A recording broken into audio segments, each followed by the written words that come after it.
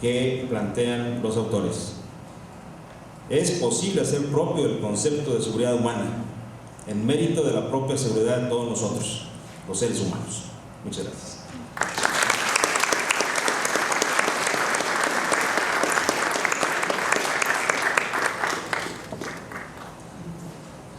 Bueno, ahora le daremos la palabra al doctor Rodolfo Stavenhagen,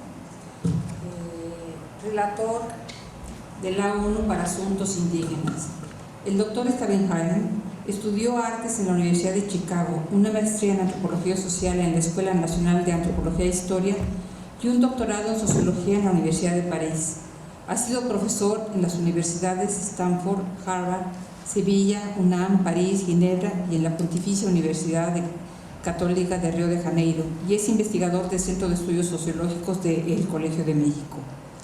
Fue director de ese mismo centro y coordinador general académico del Colegio de México, secretario general del Centro Latinoamericano de Investigaciones en Ciencias Sociales en Río de Janeiro, investigador principal en el Instituto Internacional de Estudios Laborales en Ginebra, director general de Culturas Populares, subdirector general de la UNESCO y actualmente es relator especial para los derechos humanos de los pueblos indígenas de las Naciones Unidas. Ha recibido múltiples premios y ha publicado numerosos libros, muchos de ellos de referencia internacional. De los más recientes destacan La cuestión étnica, Derechos humanos de los pueblos indígenas, conflictos étnicos y Estado nacional. Adelante, doctor. Muchas gracias, buenas tardes a todas y todos.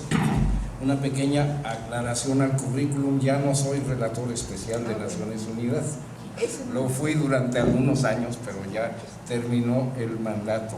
Ahora soy nada más residente del estado de Morelos y algunas otras cosas vinculadas.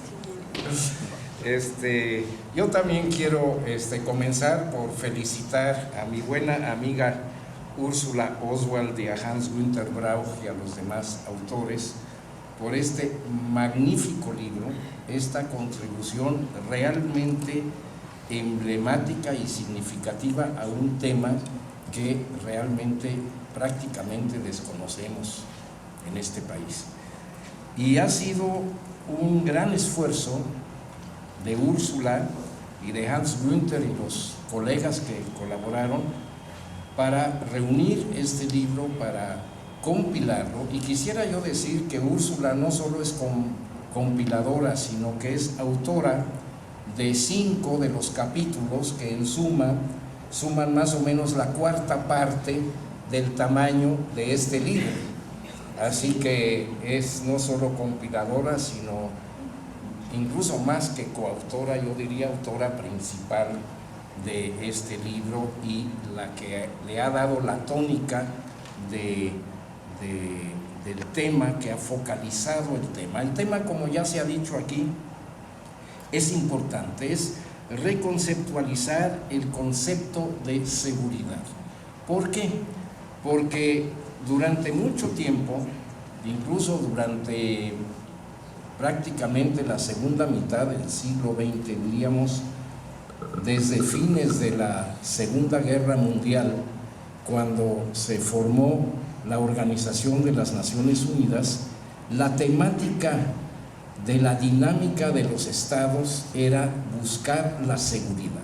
Y la seguridad se entendía como una ausencia de guerra, como la necesidad de mantener la paz, y condujo, como sabemos, al equilibrio del terror durante la época de la Guerra Fría.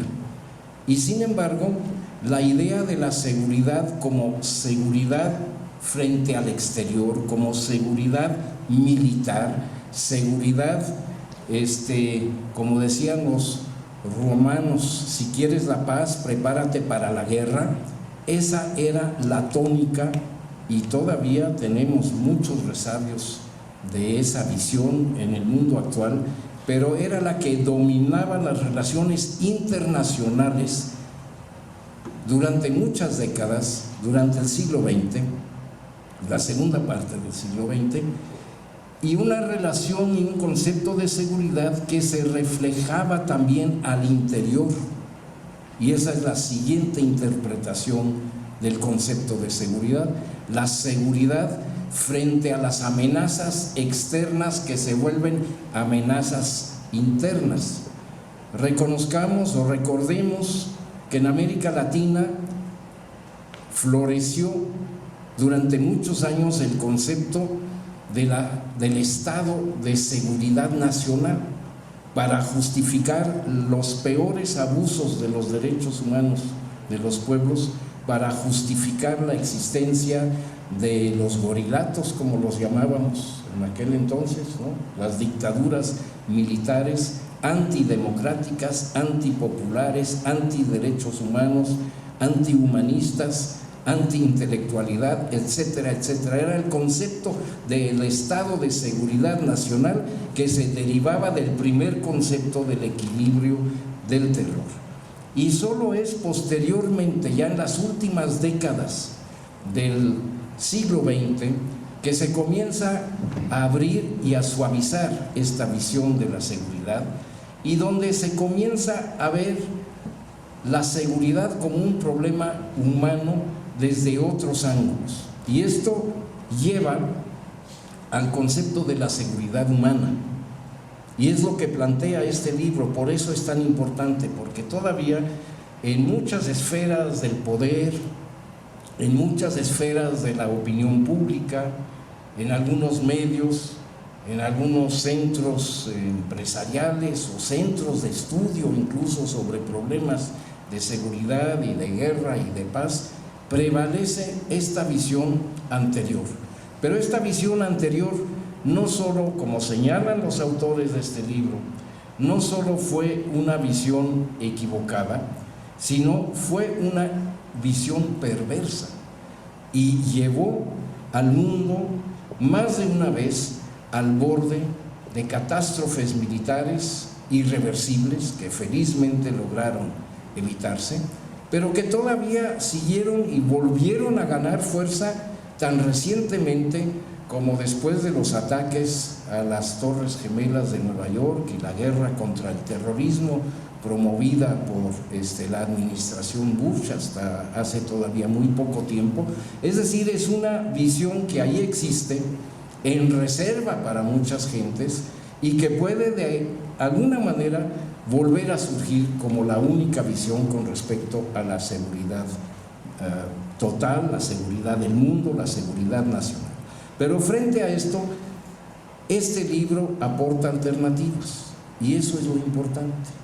Plantea las alternativas, las explora, las estudia, las investiga en perspectiva comparativa, no solo México, no solo América Latina, no solo el estado de Morelos. Aquí están presentes otros países. Ya se hizo referencia a Vandana Shiva, la gran luchadora por los derechos humanos, los derechos de género de la India. Hay muchos otros capítulos y la propia autora Úrsula Oswald, aporta material de muchas otras partes del mundo para hacer un replanteamiento para el concepto de seguridad humana. ¿Qué significa el concepto de seguridad humana? Significa que los seres humanos no tengamos la inseguridad que acompaña la no satisfacción de necesidades básicas de tipo humano, de diferente tipo. La necesidad de tener el derecho a la salud, el derecho a la vivienda, el derecho a la alimentación, el derecho a la educación, el derecho a nuestra identidad, que sea identidad de género, que sea identidad étnica, que sea identidad religiosa, que sea identidad nacional, etcétera, etcétera. El derecho a la cultura, todo lo que hoy se concibe en el marco de los derechos humanos, son también necesidades que deben ser satisfechas por la sociedad. Ya decía el licenciado Morales Barús que a cada derecho lo acompaña un deber, pero no solo es que cada uno de nosotros tengamos por una parte un derecho y por otra parte un deber, sino que el Estado tiene el deber, Por eso es Estado, por eso es